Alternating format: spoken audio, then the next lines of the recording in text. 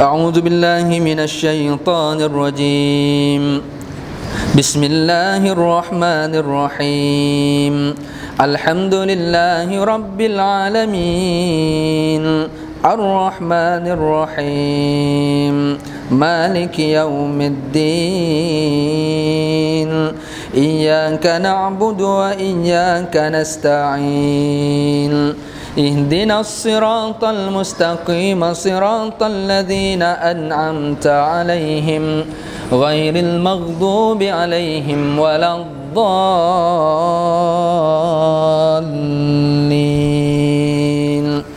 آمين.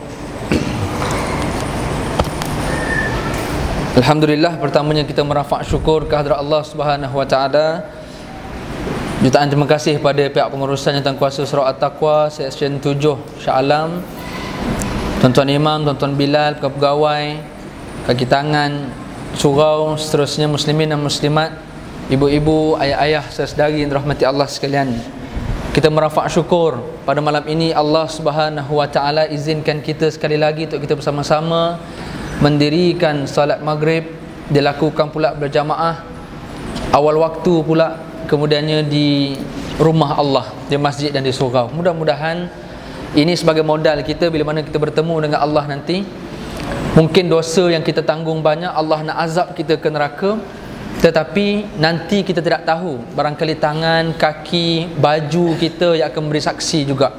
Ya Allah, memang betul dia ni memang dosa banyak, ya Allah, memang kena azab. Tetapi dalam masa yang sama, ya Allah, aku juga meyakini bahawa aku pernah menjadi saksi terhadap kebaikan yang pernah dia buat. Kaki ni, ya Allah, memang pernah pergi ke kelab malam, tapi kaki yang sama ni juga dia pernah pergi ke masjid, pergi ke surau. Sebagai tanda dia bertaubat, dia kembali kepadamu, ya Allah. Tolonglah jangan azab dia.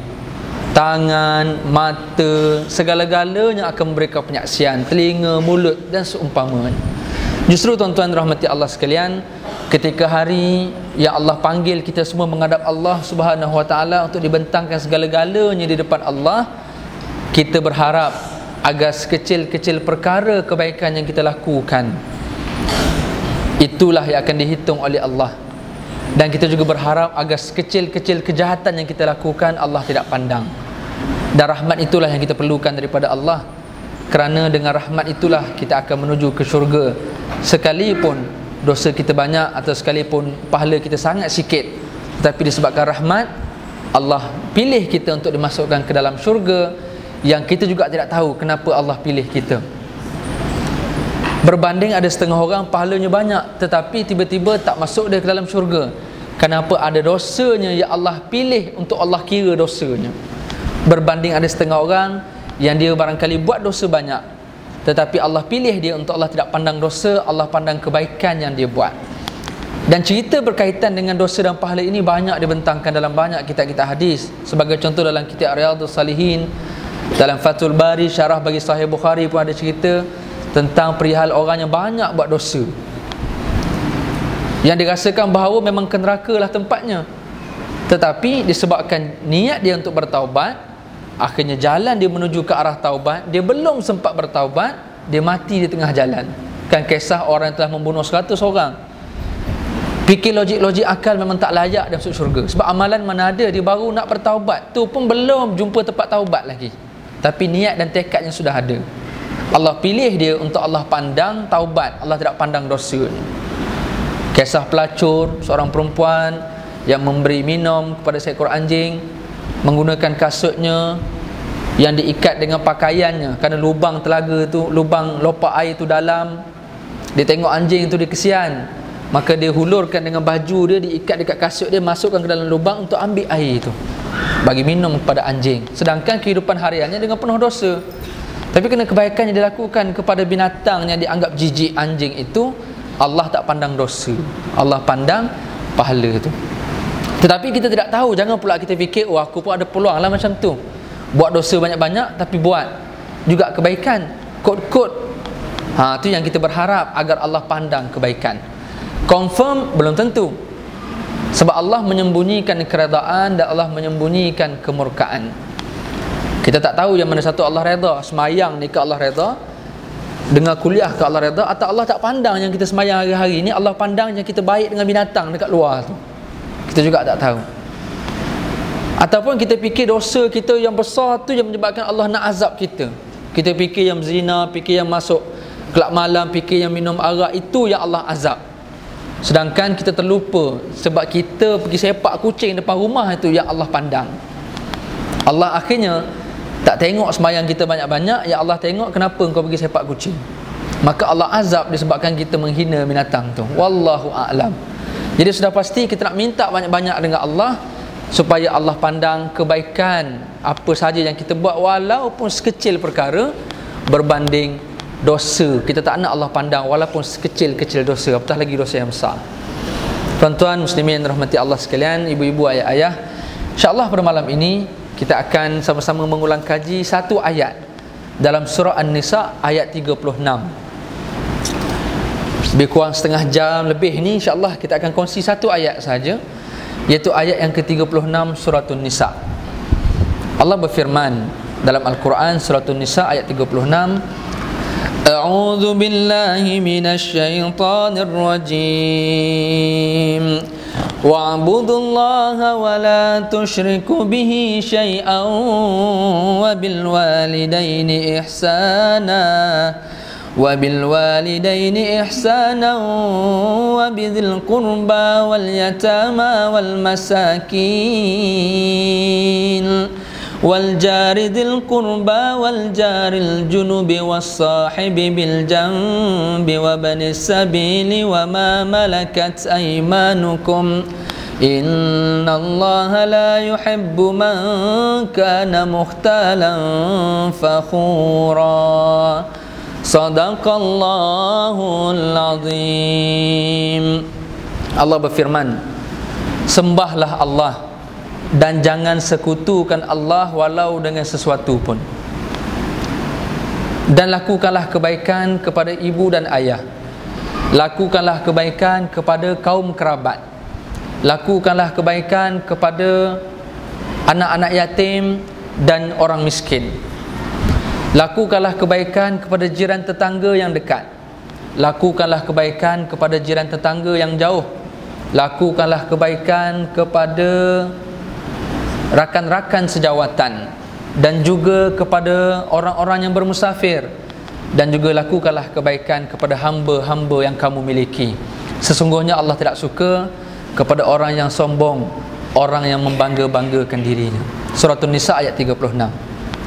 Muslimin dan muslimat sekalian, perkongsian kita malam ni satu ayat saja, ayat 36. Ada 10 perkara Allah suruh kita buat. Nampak simple je perkara tu, ada 10. Dalam satu ayat itu ada 10 kebaikan yang Allah suruh kita buat. Dan saya rasa untuk malam ni saya nak sebut satu saja. Tak sempat nak cerita 10 lah. So 9 lagi, 9 tahun lagi lah. Setahun satu, insya-Allah 9 tahun kita habis. Malam ni yang pertama yang Allah suruh kita buat berdasarkan ayat 36 surah An-Nisa, iaitu Allah suruh kita sembah Allah. Bukan saja sembah, dan jangan sekutukan Allah. Wala tusyriku bihi syai'a, walau dengan sesuatu pun. Baik, muslimin dan muslimat sekalian, bila sebut tentang Allah suruh kita menyembah Allah, secara mudahnya memang kita dah faham tujuan kita diciptakan untuk menjadi penyembah Allah. Wa ma khalaqtul jinna wal insa illa liya'budun. Tidak aku ciptakan jin dan manusia melainkan untuk beribadat kepadaku. So memang kita dah jelas tujuan kita hidup memang untuk beribadat. Memberi maksud kepada kita selagi mana kita hidup, memang segala aktiviti yang kita buat dalam hidup itu adalah ibadat. Cuma yang ruginya adalah kita yang memisahkan kehidupan kita dengan ibadat. Kerana kita menganggap kerja bukan ibadat, kita menganggap sukan bukan ibadat, kita menganggap menyapu sampah bukan ibadat, kita menganggap tengok TV bukan ibadat. Sedangkan semua perkara yang kita buat dalam hidup, dia adalah ibadat, tetapi dia mesti seiring dengan konsep ibadat. Faham ke tak faham? Main bola ibadat? Ibadat kalau betul caranya. Bersukan ibadat? Renang ibadat ustaz? Ibadat kalau bukan pakai bikini. Itu maksudnya kan? Bekerja kalau kerja yang betul. Apa lagi? Makan dengan cara yang betul. Bercakap dengan cara yang betul. Semuanya dikira sebagai ibadat. Sebab Allah dah kata jelas, tidak aku ciptakan jin dan manusia melainkan untuk beribadat. Memberi maksud selagi kita hidup, memang kita beribadat kepada Allah. Jadi mengapakah kita nak mengasingkan kehidupan kita dengan ibadat? Kerana orang menganggap, oh ini bukan ibadat. Yang orang nampak semayang, puasa, zakat, haji, itu ibadat, kan? Dia menganggap kerjanya bukan ibadat. Oh, rugilah dia. Tak? Nanti nak masuk Ramadan, ada yang akhirnya bila bulan Ramadan dia kerja tak nak betul-betul sebab dia fikir ibadat. Jadi seolah dia telah mengasingkan kerja dengan ibadat. Rugi. Dia menganggap, oh untunglah supaya jadi imam masjid, imam surau, ibadatnya sebagai pekerjaan. Kan kerjanya jadi imam, Allahu Akbar, masuk duit dalam akaun dia. Untunglah dia ustaz. Siapa kata imam saja untung? Penyapu sampah pun jadi untung, tukang angkat sampah pun untung, cuci toilet untung. Asalkan apa yang dilakukan itu Allah redha, Nabi redha, itu namanya ibadat. Setuju atau tak setuju? Kalau tak setuju, kita jumpa kat parking. So maknanya kehidupan kita memang ibadat. Justru bila Allah kata wa'budullah wa la tusyriku bihi syai'a, sembahlah Allah. Okey, so betul, kita pun dah menyembah Allah dengan semayang, dengan zakat, dengan haji, dengan kerja elok-elok, dengan cakap elok-elok, berpakaian elok-elok, buat segala benda yang Allah suka. So kita ibadat, betul dah tu. Tapi Allah kata wala tusyriku bihi syai'a, dan di sebalik, di samping ibadat kamu itu, jangan kamu sekutukan Allah walau dengan sesuatu pun. Apa maksudnya? Maksudnya di sebalik ibadat itu ada beberapa elemen yang kita kena hati-hati. Takut kita mempersekutukan Allah di sebalik kita duk buat ibadat hari-hari. Berarti sepanjang hidup kita ni memang kita berbakti kepada Allah kalau kita buat baik. Tapi Allah dah tahu dah, di sebalik kamu buat baik tu ada perkara yang kamu boleh nak sekutukan aku. Maka sebab itu aku ingatkan kamu dalam ayat 36, la tusyriku bihi syai'a, jangan kamu sekutukan aku walau dengan sesuatu pun. Berarti di sebalik penyembah-penyembah Allah, di sebalik ahli-ahli ibadat itu, mereka berpotensi untuk melakukan syirik kepada Allah. Sebab itu Allah combine ayat la tusyriku bihi syai'a dengan ayat wa'budullah. Kerana penyembah-penyembah Allah lah yang ada potensi melakukan syirik. Orang yang tak menyembah Allah, yang engkar kepada Allah, mereka tu kafir, bukan syirik lagi dah. Dia engkar terus, dia kufur terus kepada Allah. Berarti dia tak perlu minta dengan Allah, dia minta terus kepada benda lain. Tetapi bagi ahli ibadat, dia minta kepada Allah. Tapi ada ketikanya dia melakukan syirik kepada Allah, berarti dia minta pula kepada benda lain selain daripada Allah. Contoh, berapa ramai orang yang semayang, yang pergi haji, pergi umrah, bila dia sakit, jenuh dah pergi mengubat sana, tak jadi, jumpa tok guru tak jadi, jumpa tok bomo tak jadi, jumpa segala orang jumpa tak jadi, dapat recommendation pergi jumpa Pak Long tu. Kan, jumpa Pak Long tu, nampak ramai orang sembuh dengan dia. Dia pun pergi. Dalam keadaan tak kenal siapa Pak Long tu, tapi kena testimoni banyak, pergi. Jumpa-jumpa tengok Pak Long pakai lain macam, dengan terkolok, dengan teropong, apa segala benda macam-macam. Dan kebetulan Pak Long tu boleh cerita masalah dia. Kebetulan Pak Long tu tahu masalah dia, Pak Long tu boleh psycho dia macam-macam, akhirnya dia percaya cakap Pak Long tu. Kan? Allah, Nabi sebut dalam satu hadis, Nabi kata man ata kahinan fasaddiquhu bima yaqul lam tuqbal salatahu 40 yawman atau kama qala Rasulullah sallallahu alaihi wasallam. Nabi kata apa? Barang siapa yang mendatangi kahin, siapa-siapa yang pergi jumpa tukang-tukang ramal, tukang-tukang tilik, tukang-tukang orang jenis boleh tahu benda-benda yang orang tak tahu ni, fasaddiquhu bima yaqul, kemudian dia membenarkan apa yang orang tu cakap. Orang tu cakap dia mengiyakan, dia setuju, lam tuqbal salatahu 40 yauman, tidak diterima solatnya 40 hari. Memberi maksud perkara ini berlaku pada ahli ibadat, sebab tu tak diterima solat. Berarti orang yang solat itu ada melakukan perkara ni, sebab tu Nabi sebut. Berarti syirik itu berlaku di kalangan ahli ibadah.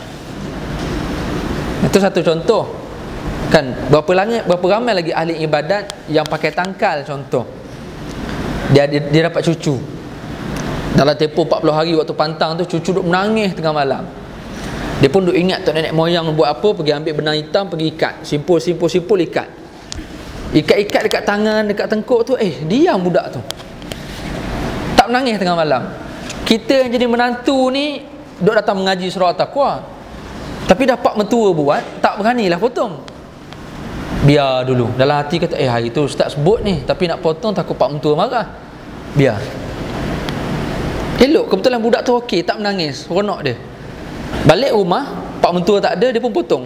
Potong-potong, nangis budak tu balik. Pakai balik dia. Dia panggil tamimah, tangkal. Man wakala tamimatan fala atammallahu lah, Nabi kata. Barang siapa yang menggantungkan tangkal, Allah tidak akan menyempurnakan apa yang dia nak. Berarti itu juga boleh melakukan syirik, kerana akhirnya kepercayaan penyembuh itu bukan lagi kepada Allah, dia percaya kepada benda tu. Kan bahaya tu.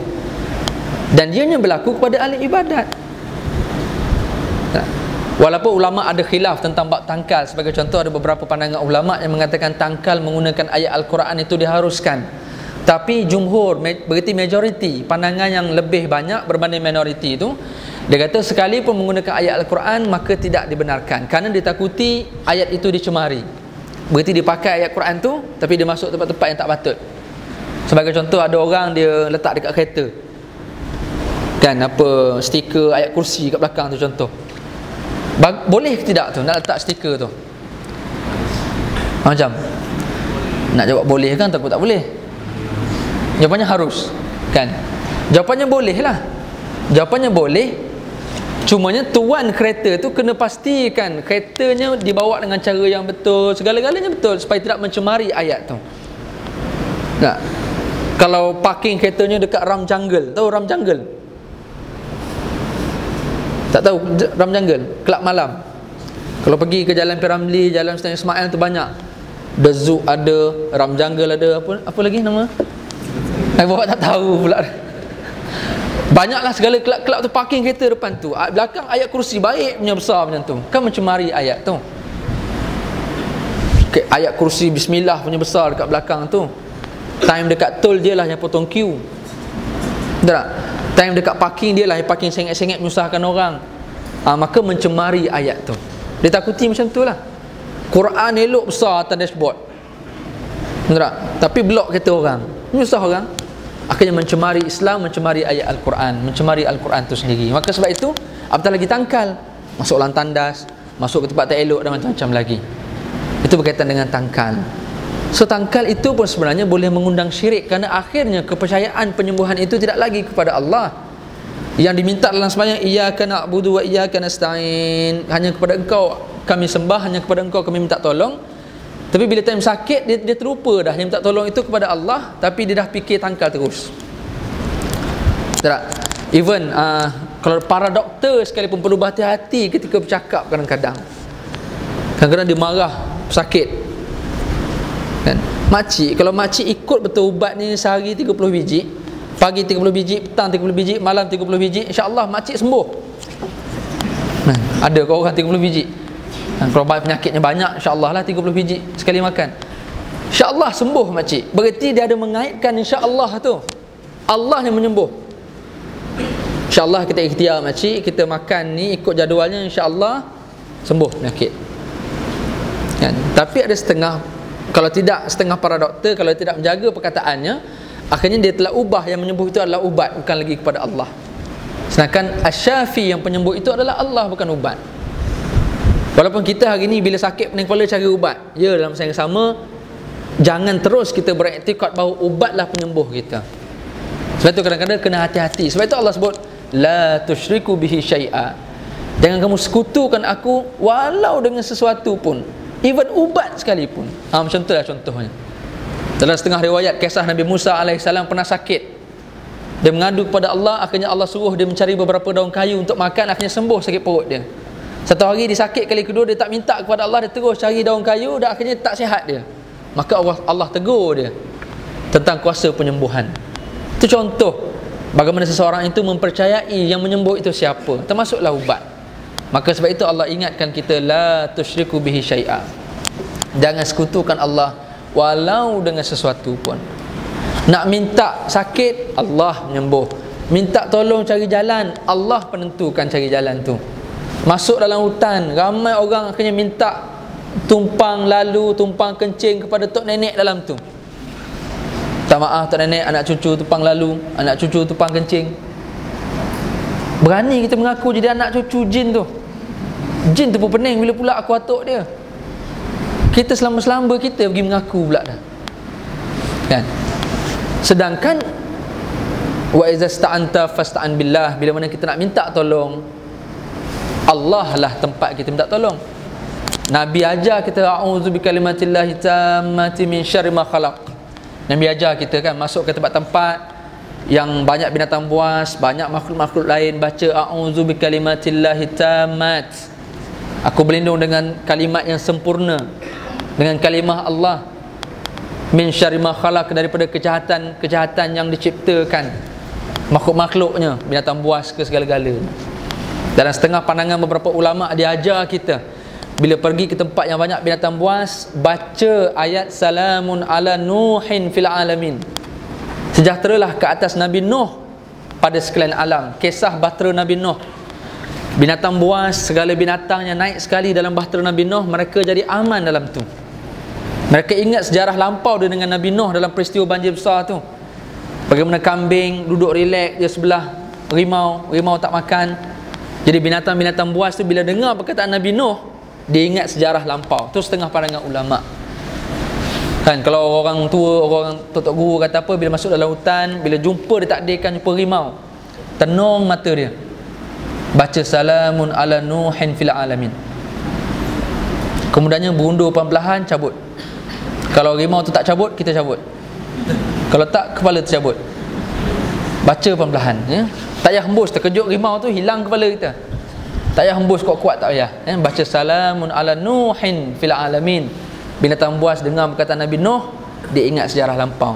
Begitu juga bila berhadapan dengan jin, dia ajar kepada kita salamun ala Sulaiman fil alamin. Jin ada sejarah lampaunya dengan Nabi Sulaiman alaihissalam, yang mana Nabi Sulaiman bukan saja mengarahkan angin, bukan saja mampu mengarahkan binatang, malah jin juga tunduk kepada Nabi Sulaiman. Patuh dan taatnya dia kepada Nabi Sulaiman. Bila dengar perkataan Nabi Sulaiman tu, dia ingat balik sejarah lampau dia. Ini yang diajarkan kepada kita. Bukan tok nenek minta maaf nak cucu tupang lalu, bukan. Kerana akhirnya kita minta tolong itu, minta izin itu bukan lagi kepada Allah, minta izin kepada jin. Jadi itu mungkin sekecil-kecil syirik, kan, atau syirik-syirik yang kita tak nampak tapi nilainya besar di sisi Allah, yang kita takut syirik itu mengganggu ibadat kita. Sebab Allah kata wa'budullah, sembah Allah, baguslah kamu semayang, kamu buat macam-macam, bagus. Tapi di masa yang sama, jangan kamu sekutukan aku walau dengan sesuatu pun. Muslimin rahmati Allah Subhanahu wa taala sekalian, kalau kita buka kitab Al-Kabair, kitab dosa-dosa besar, Imam Syamsuddin Az-Zahabi. Imam Az-Zahabi dia buat ada 70 lebih dosa besar. Dosa besar yang pertama dia kata dalam kitab Al-Kabair, kitab dosa besar ni, iaitu asyirku billah. Syirik kepada Allah tu dosa besar yang pertama. Begitu dalam banyak dosa besar, dia nombor satu. Berdasarkan ayat innallah la yughfiru ay yushraka bih wa yaghfiru ma duna dzalika liman yasha. Sesungguhnya Allah tidak akan mengampunkan dosa orang yang melakukan sekutu kepada Allah, yang mensyarikatkan Allah, yang kuasanya sama dengan Allah. Allah tak akan ampun dosa. Dan Allah akan mengampunkan dosa selain daripada dosa syirik. Duna dzalika liman yasha, bagi sesiapa yang Allah suka, Allah kehendaki. Berarti dosa syirik ni besar, walaupun nampak bendanya kecil. Dan Imam Syamsuddin Az-Zahabi dia letak dua perkara, dua pembahagian syirik. Yang pertama dia panggil syirik yang besar, yang kedua dia panggil syirik yang kecil.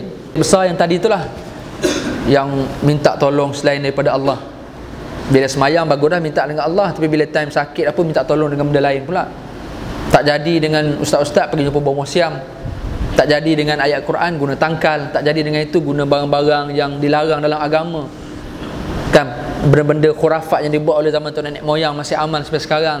Malah zaman moden kita hari ni pun ramai orang yang menggunakan perantaraan sebagai contoh, sebagai tempat bantuan dia. Dia panggil istilah ayahanda ataupun ninda. Nak dengar tu? Dia nak buat projek ni, dapat bisnes, dapat projek atau nak pergi travel mana-mana, dia kena minta izin dulu kepada ayahanda atau ninda dia tu. Orang tu orang biasa. Orang biasa nampak pakai baju macam kita, bawa motor, bawa kereta ni, tapi dia ada beramal, dia ada menyimpan beberapa makhluk halus ni. Bila mana kita datang jumpa dia, terus dia bertukar. Daripada bercakap elok, suara elok, cantik macam ni, tukar terus suara dia. Terus berubah keadaannya. Dah tak jadi macam orang sangat, terus dah macam robot, keluar suara pun lain. Akhirnya dia pun sebut satu. Akhirnya kita pun tak buat projek tu, kan? Kita pun tak buat. Macam-macam lah perkara ni berlaku di Kuala Lumpur, di Selangor ni. Berlaku lagi sampai hari ni. Dan yang buat tu pula orang masjid. Berlaku sampai hari ni, tuan-tuan. Termasuk juga rawatan-rawatan hari ni yang kita sakit, tiba-tiba pergi jumpa rawatan-rawatan alternatif.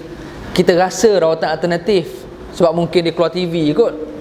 Tengok ramai orang pergi, kita pun pergi. Dalam keadaan kita tak tengok usul periksa, cara dia merawat, kan, cara dia buat ayat apa yang dia baca dan seumpamanya. Jadi ini juga kita kena hati-hati. Takut kita menggunakan rawatan yang bukan cara Islam, sekalipun dia bersandarkan, dia kata ini rawatan Islam. Bahaya, tuan-tuan. Hari ni berapa ramai orang ambil kesempatan terhadap penyakit-penyakit yang kita ada. Berapa ramai orang hari ni buat magic ketika nak merawat orang. Kita sakit, tengah sakit ni memang banyak masalah, dah jumpa orang ramai dah. Tiba-tiba orang recommend pergi jumpa dia tu, ramai orang baik. So minda separuh sedar, psikologi kita telah dikawal. Kebetulan testimoni kata dia dengan ni baik, kebetulan kita pergi pula nampak ramai orang, maka psikologi kita dikawal. Kita pergi jumpa dia pula, dia boleh buat benda-benda yang macam pelik-pelik. Kita yang tengah sakit, psikologi kita dikawal, tuan-tuan. Kita dah lupa dah semayang, kita lupa dah kita punya zikir, lupa dah Quran kita. Yang kita nak, kita sembuh daripada penyakit sebab kita terdesak. Akhirnya dia pun buat magic lah. Dia pegang air, tiba-tiba beku air tu. Dia pun sebut satu-satu kepada kita. Oh, Pak Long, Tuan Haji semayang, okey. Dia buat beberapa ayat, yang ayat tu semuanya standard, typical. Bila orang sakit ni, sebutlah apa pun, dia akan setuju punya. Kerana minda separuh sedarnya dikawal dari sudut psikologinya. Tambah pula yang mengubat tu watak-watak, buat muka-muka ustaz-ustaz sikit, pakai kopiah sikit. Ini muka pula handsome macam aku ni, cakap baca ayat pula sedap-sedap sikit. Kemudian sebutlah apa saja, orang akan percaya, tuan. Berapa ramai hari ni orang ditipu dalam rawatan-rawatan yang dikatakan rawatan Islam ataupun alternatif. Dia pegang air jadi beku, dia buat beberapa alat, dia letak barang tu terapung. Oh, Tuan Haji ni memang ada masalah ni. Biasanya kalau Tuan Haji, kalau makin kritikal, makin tinggi dia naik. Dia boleh sebut benda tu, tuan-tuan, dan saya juga boleh buat. Cuma tak bawalah alat-alat tu, sebab dia kena guna alat lah. Nak bagi beku air macam mana, ada sejenis serbuk. Sambil pegang cawan tu, letak serbuk tu perlahan-lahan, dia akan jadi beku. Tuan-tuan boleh beli barang-barang tu. Nak bagi barang terapung, ada benang lut sinar yang orang magic buat tu, yang sangkut dekat telinga, lekatkan dekat barang tu. Kita gerakkan tangan kita untuk tarik benang tu, barang tu akan terangkat, tuan-tuan. Tuan-tuan nak belajar buat magicnya, pergi ke rumah. Tak payah bawa ayam lah, bawa kereta sebiji, tinggal kereta tu. Kita ajar cara-cara nak buat magic, tuan-tuan. Hari ni berapa ramai orang yang terpengaruh dengan magic tu, di sebalik ayat Al-Quran, di sebalik watak-watak agama, akhirnya dia lupa semayang dia. Ini yang Nabi kata, percaya kepada perkara macam ni, lam tuqbal salatahu arba'ina yauman, 40 hari solat ditolak. Ini syirik besar, tuan-tuan. Dan bila jumpa orang macam ni pula, dia ada 2-3 appointment kali kedua, 40 hari pula hilang. Muslimin yang dirahmati Allah Subhanahu wa taala sekalian, itu syirik besar yang disebut oleh Imam Syamsuddin Az-Zahabi, iaitu dia mensekutukan Allah dalam keadaan dia minta tolong bukan lagi kepada Allah, minta tolong kepada makhluk. Ini kena hati-hati. Yang kedua, kata Imam Syamsuddin Az-Zahabi, syirik kecil. Syirik besar ni yang tadi itulah, semua-semua yang besar-besar tu, ni syirik kecil. Yang Nabi sebutkan dalam satu hadis, iyyakum wasyirkul asghar. Sahabat tanya, wa ma hiya syirkul asghar ya Rasulullah? Hati-hatilah, Nabi kata, dengan syirik kecil. Sahabat tanya, ya Rasulullah, apa benda syirik kecil tu ya Rasulullah? Maka Nabi pun jawab, ar-riya. Riya termasuk dalam kategori syirik, dan syirik itu adalah syirik yang kecil. Begitu termasuklah juga dalam perkara syirik. Kenapa riya termasuk syirik, tuan-tuan? Kerana apa sahaja yang kita buat dalam kehidupan kita ni, tujuan kita buat untuk kita persembahkan kepada Allah. Riak ini apa? Apa sahaja yang kita buat, khususnya benda baik, tujuan kita buat untuk kita persembahkan kepada manusia, kepada makhluk. Itu namanya riak. Jadi sebab itu seolah-olah kita mempersekutukan Allah, itu namanya syirik, tapi dia kecil. Kerana tujuan kita buat untuk Allah, tapi kita buat untuk manusia juga. Jadi kita menyamakan, meletakkan manusia itu dengan Allah itu sama. Itu namanya syirik. Syirik kecil. Taklah sampai berdosa besar sangat. Dan riak ini memberi maksud kepada kita adalah dia menunjuk amalan kebaikan dia dengan tujuan untuk bangga diri, dengan tujuan orang puji dan dia bangga. Itu namanya riak. Jadi maksudnya istilah riak tu kena tepat. Menunjuk-nunjuk bukan riak, tuan-tuan. Menunjuk-nunjuk belum riak lagi. Riak ini apa? Dia menunjuk-nunjuk untuk orang puji dan dia happy, dia rasa bangga. Itu baru namanya riak.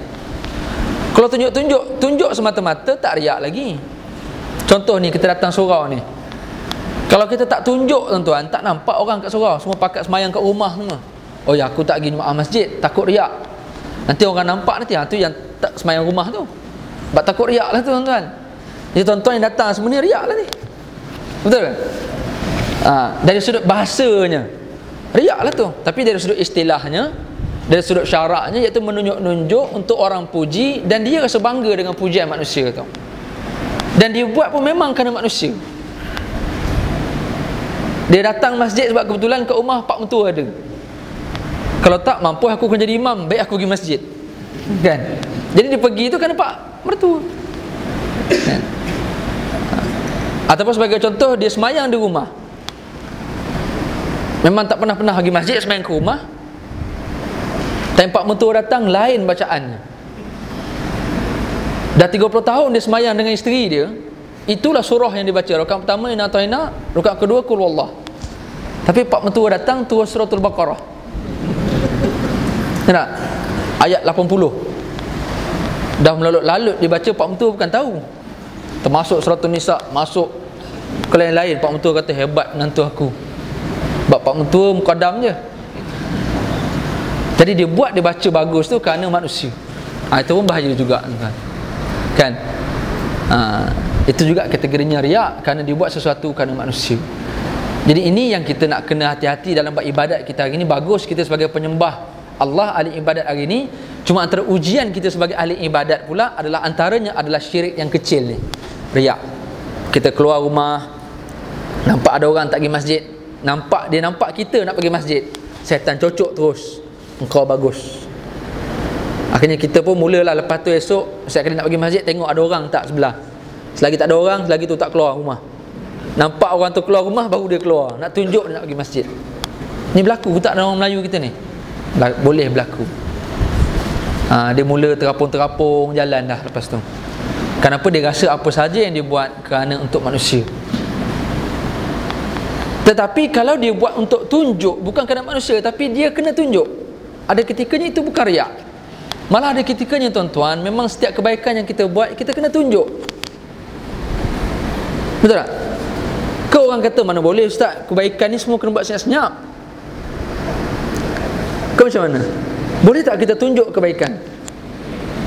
Boleh. Tapi kena hati-hatilah.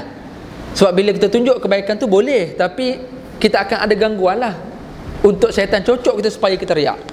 Tapi kalau kita boleh kawal bab cocok syaitan itu, alhamdulillah. Yang kita takut, kita tunjuk kebaikan, syaitan cocok, kita kalah dengan cocok tu. Itu yang kita takut. Jadi hati dalam kena keras dulu. Syaitan bagi apa pun dia tak ada apa-apa, antibodinya kuat. Itu okey, nak tunjuk amal-amal kebaikan. Bererti amalan kebaikan boleh kita tunjuk, tak jadi masalah. Sebagai contoh sedekah. Dalam hadis Nabi SAW, Nabi sebut dalam satu hadis, selalu kita dengar hadis tu. Nabi kata, pada hari kiamat ada 7 golongan yang akan dinaungi Allah pada hari yang tiada naungan selain daripada naungan Allah. Ada 7 golongan, kan? Salah satunya Nabi kata apa? Iaitu orang yang bersedekah, menginfakkan hartanya dengan tangan kanan tanpa diketahui oleh tangan kiri. Jelas hadis tu. Kita faham hadis tu memberi maksud kita buat perkara baik tanpa diketahui. Jangan orang tahu, tangan kiri pun kalau boleh tak nak tahu. Berarti sembunyikan amal. kebaikan. Berarti itu level yang paling tinggi. Sedangkan Allah ada sebut, boleh nak buat baik tunjuk, boleh nak sedekah tunjuk. Allah ada sebut. Antaranya dalam Al-Quran Allah kata apa? In tubdu sadaqati fa ni'mahi wa in tukhfuha wa tu'tuha al-fuqara fa huwa khairul lakum. Allah kata, kalau kamu tunjukkan sedekah kamu, itu adalah baik bagi kamu. Tetapi kalau kamu sembunyikan sedekah kamu dan kamu berikan pula kepada orang fakir, itu adalah lebih baik bagi kamu. Maksudnya Allah kata, kalau kamu tunjukkan sedekah, in tubdus sadaqat, sedekah kamu tu kamu zahirkan, fa ni'mahi, itu adalah baik, kerana dia akan menggalakkan orang lain untuk buat. Kita hari ni yang boleh jadi baik ni sebab apa? Sebab kita nampak orang lain buat baik, betul tak? Kalau semua orang sembunyi buat baik, agak-agak kita termotivate tak untuk jadi baik? Tak ada. Sebab kita tak nampak orang baik. Kita pun tak tahu nak buat baik macam mana, sebab tak ada contoh. Jadi bila ada contoh, orang buat, kita rasa nak buat. Betul kan? Kita perasan tak hari Jumaat, kenapa setiap kali kita pergi masjid sembahyang Jumaat ada pisang kat luar? Kita pun komplain, ni apa hal ni, setiap kali Jumaat pisang, Jumaat pisang. Ingat sembahyang Jumaat ni monyet. Dan kita duk fikir orang bagi pisang, tak nak bagi benda lain. Tapi kita terfikir tak siapa yang memulakan letak pisang dekat luar tu, sehingga kan dah hampir beratus tahun dah hari Jumaat ada pisang. Sebab orang terangsang untuk sedekah pisang. Kalau tak ada orang mulakan pisang, agak-agak orang terfikir tak nak letak pisang. Sampai hari ni orang dah set dalam kepala, hari Jumaat aku nak sedekah pisang. Itu lebih baik daripada orang tak sedekah langsung. Kan? Kerana dia nampak ada orang letak pisang. Contohlah kita kata orang yang mula-mula nak buat letak pisang tu, dia senyap-senyap. Dia pergi belakang bonet kereta orang, tengok tak ada orang, dia bagi seorang sebiji. Orang lain pun tak tahu ada benda tu. Rasanya lah, saya rasa hari ni tak ada orang tiru benda tu. Kan? Beruntungnya siapa pakcik yang mula-mula letak tu, pahala yang dia dapat sampai sekarang, walaupun dia dah meninggal. Kan? Man sanna sunnatal hasanah falahu ajruha wa ajru man amila biha min ghairi ayyan qusa min ujurihim syai', atau kama qala Rasulullah sallallahu alaihi wasallam. Nabi kata, barang siapa yang mempelopori sunnah yang baik, dia buat benda-benda yang baik, dia akan dapat pahala, dan pahala orang yang mengamalkan benda baik yang dia buat tanpa mengurangi pahala orang tu walau sedikit pun. Dia dah tak buat dah, tapi orang lain tiru apa yang dia buat. Tu untungnya kita tuan-tuan jadi pioneer dalam benda baik. Jadi hari ni orang dah bagi pisang, okey lah, dia dapat pahala pisang, kita bagilah benda lain. Kita sponsor apa pula? Air ke? Cendol pulut ke? Hari Jumaat kita start pioneer cendol pulut, lepas tu orang lain tiru benda tu, mana tahu? Kan? Kita pioneer, kita rapat terus. Jumaat ni tengok siapa start, berebut, bergaduh-gaduh. Kan? Kerana nak jadi pioneer tuan-tuan. InsyaAllah downline banyak nanti. Kan? Okey, tuan-tuan yang dirahmati Allah Subhanahu Wa Taala sekalian, ada ketikanya buat baik memang kena tunjuk. Dan niatnya bukan untuk bangga, niatnya supaya orang lain buat baik. Contoh, kalau masjid ataupun surau dia anjur buat program bulan puasa, nanti dia bagi sedekah fakir miskin, anak yatim kan.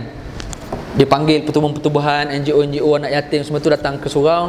Ini bantuan daripada pihak surau melalui sumbangan anak-anak karya sebagai contoh kepada pertubuhan-pertubuhan kebajikan ni. Orang pun kata, apa nak tunjuk, buat senyap-senyap sudahlah masuk akaun. Siapa kata tak boleh tunjuk?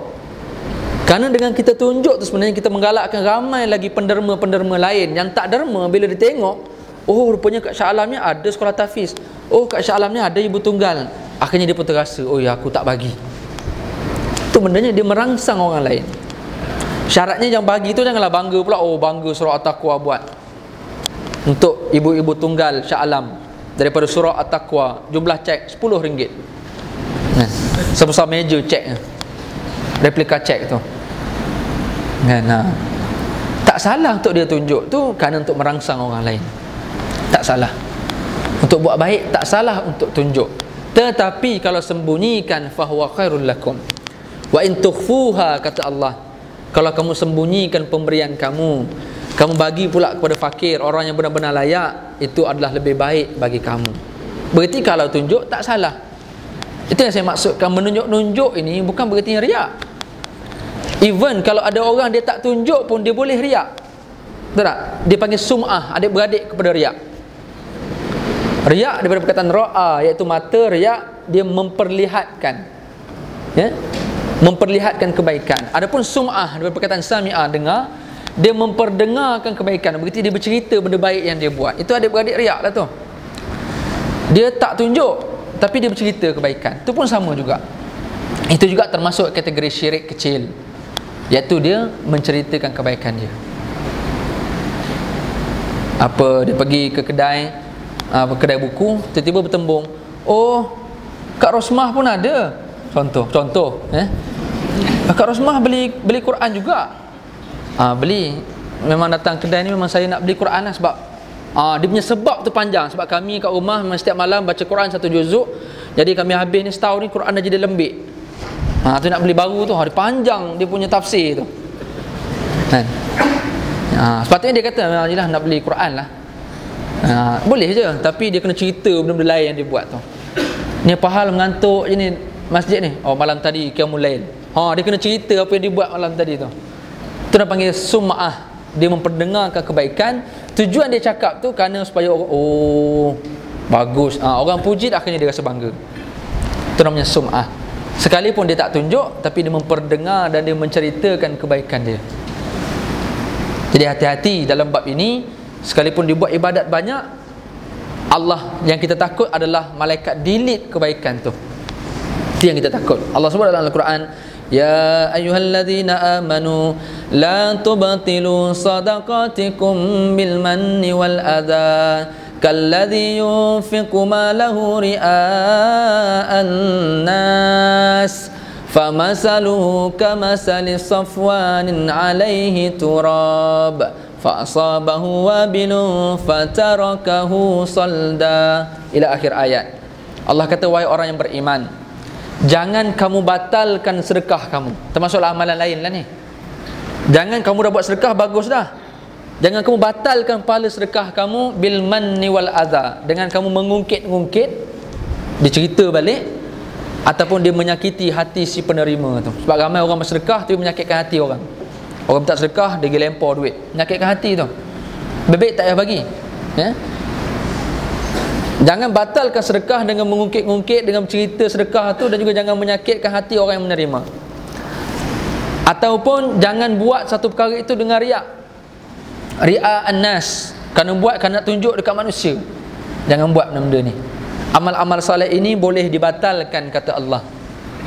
Dan Allah umpamakan, famasaluhu kamasalis safwanin alaihi turab. Allah umpamakan orang yang riak ataupun sum'ah ini ibarat seketul batu besar yang diliputi oleh tanah di atas tu. Fa asabaha wabilun fatarakahu salda.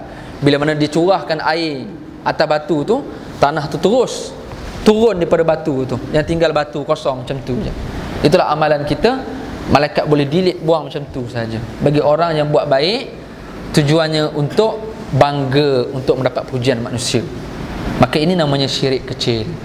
Justru tuan-tuan, bab riak ini risiko kita sebagai ahli ibadat. Mungkin kita tak termasuk kategori orang yang tilik nasib, kategori yang jumpa bomoh. Mungkin kita bukan jenis tu, tapi takut-takut Allah uji kita di sebalik ibadat kita dengan riak sebagai contoh. Kita tengok orang yang tak datang surau, kita mula rasa kita lagi baik daripada dia. Tu tolong hati-hati. Takut benda-benda macam tu. Syaitan akan kacau kita dalam pelbagai sudut. Itu risiko kita sebagai orang baik-baik. Syaitan akan kacau dalam keadaan-keadaan yang kita nampak benda tu baik, tapi rupanya dia tidak baik di sisi Allah Subhanahu Wa Taala. Tuan-tuan muslimin yang dirahmati Allah Subhanahu Wa Taala sekalian, saya nak cuba bawa kepada satu kesimpulan tentang ayat yang pertama dalam surah perkara pertama dalam ayat 36 surah An-Nisa ini, iaitu Allah suruh kita beribadat kepada Allah dalam keadaan dalam masa yang sama jangan sekutukan Allah walau dengan sesuatu pun,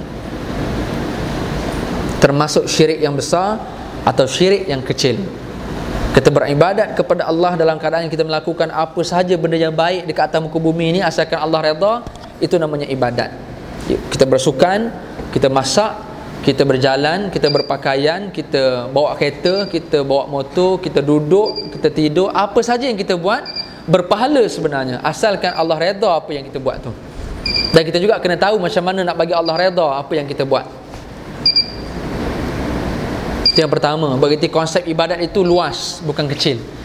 Yang keduanya yang kita nak faham adalah di sebalik apa yang kita buat dalam ibadat itu, kita cuba nak pastikan tidak ada unsur-unsur riak dalam setiap amal-amal soleh yang kita buat, ya? Dan kalaulah ditakdirkan timbul sikit-sikit, maka istighfarlah jalan yang paling baik sekali. Sebab itu nafsu lawamah itu kita kena jaga. Nafsu lawamah ni memberi maksud nafsu yang jaga kita. Di sebalik nafsu ammarah, nafsu yang sentiasa suruh buat jahat, nafsu lawamah akan counter balik yang jahat. Kita mula nak rasa riak sikit, tiba-tiba lawamah tolong kita. Engkau ni apa hal, baru sembahyang sikit nak riak.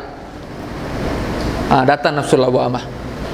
Jadi nafsu lawamah ni kita kena jaga. Macam mana nak jaga nafsu lawamah? Kena jaga hati. Kena ikutlah apa Imam Ghazali sebut. Kena ikutlah kata Imam Lais As-Samarkandi dalam kitab-kitab tasawuf tentang penjagaan hati. Kitab Mukasyafatul Qulub. Kitab apa lagi? Ihya Ulumuddin. Apa lagi? Tanbihul Ghafilin. Kitab-kitab tasawuf ini, kitab-kitab inilah yang tolong kita jaga hati. Bila hati kita baik, nafsu kita akan terjaga. Nafsu lawamah ni lah akan jaga kita. Jangan riak, jangan nak buat jahat. Kalau buat jahat sikit, dia patah balik nafsu-nafsu ni. Dan kita amat takut, kita buat baik pun banyak, tapi buat dosa pun banyak. Nafsu amarah kita kuat. Nafsu amarah atau bisu, nafsu yang sentiasa nak suruh kita buat jahat. Semayang, tapi lepas semayang, kita lah yang banyak duk mengumpat orang. Semayang, pas semayang kita pergi lepak kedai kopi, kita bercerita macam-macam. Itu pun kena hati-hati juga. Semayang bagus, balik rumah jiran sakit hati dengan kita, pun kita takut. Bila kita pergi masjid, dia lapang sebab kereta kita tak ada. Sebab bila kita balik, kita parking depan rumah dia sebab kereta kita ada 5. Anda pun kita kena hati-hati juga, sebab kita ada banyak benda-benda yang jahat di sebalik benda-benda yang baik. Jadi tuan-tuan rahmati Allah Subhanahu Wa Taala sekalian, mudah-mudahan Allah manfaatkan masa yang kita peruntukkan untuk malam ni, iaitu dengan cara Allah berikan kita kekuatan untuk kita buat baik dalam keadaan kita beribadat kepada Allah. Dalam masa yang sama kita tidak melakukan syirik kepada Allah dalam pelbagai segi, dalam pelbagai sudut, walau sekecil-kecil syirik, apatah lagi syirik yang besar. Jadi tuan-tuan rahmati Allah Subhanahu Wa Taala sekalian, kita berada dalam kehidupan yang kita tak tahu ibadat kita diterima ataupun tidak. Kita tak tahu. Kalau tahu seronoklah. Kita tak tahu ibadat mana yang kita terima, yang Allah terima. Dalam masa yang sama juga, kita juga tak tahu dosa mana yang Allah nak tengok. Oleh demikian, kita cubalah nak buat benda-benda yang baik-baik ini, walau sekecil-kecil perkara, dan kita cuba nak tinggalkan benda jahat walau sekecil-kecil kejahatan. Kerana kita yakin hadis yang Nabi cerita, Allah menyembunyikan keredaan dan Allah menyembunyikan kemurkaan. Jadi kita nak supaya sekecil perkara itulah Allah redha, dan kita tak nak sekecil kejahatan itu Allah murka.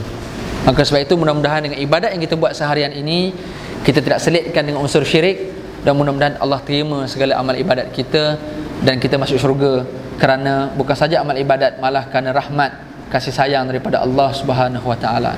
Jadi saya rasa untuk malam ni itu sajalah dulu. Saya terpaksa pendekkan sebab ada program lain. Mudah-mudahan ada manfaat, insya-Allah. Tuan-tuan tak rasa rugi datang tunggu bersila malam ni, dan mudah-mudahan kita boleh jumpa lagi pada sesi-sesi yang akan datang. InsyaAllah 9 yang lain tu kita akan bincang lain tahun lah, ya? Lepas ni kita akan bincang tentang buat baik pada mak bapak.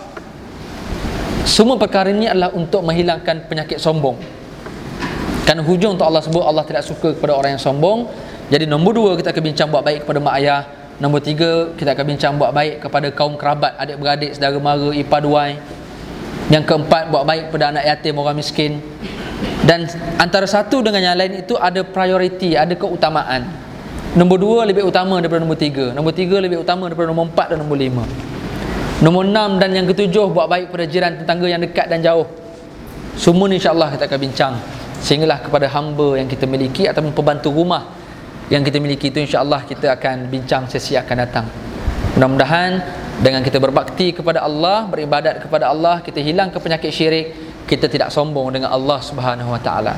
Karena Allah sebut walladzina yastakbiruna an ibadati sayadkhuluna jahannama dakhirin, barang siapa yang sombong daripada beribadat kepadaku, aku akan masukkan dia ke dalam neraka jahanam dalam keadaan penuh kehinaan. Wal a'yazubillah. Aku qouli hadza astaghfirullahal azim. Mohon maaf atas segala kesilapan dan kekurangan. Wabillahi hidayah wa taufik. Assalamualaikum warahmatullahi wabarakatuh.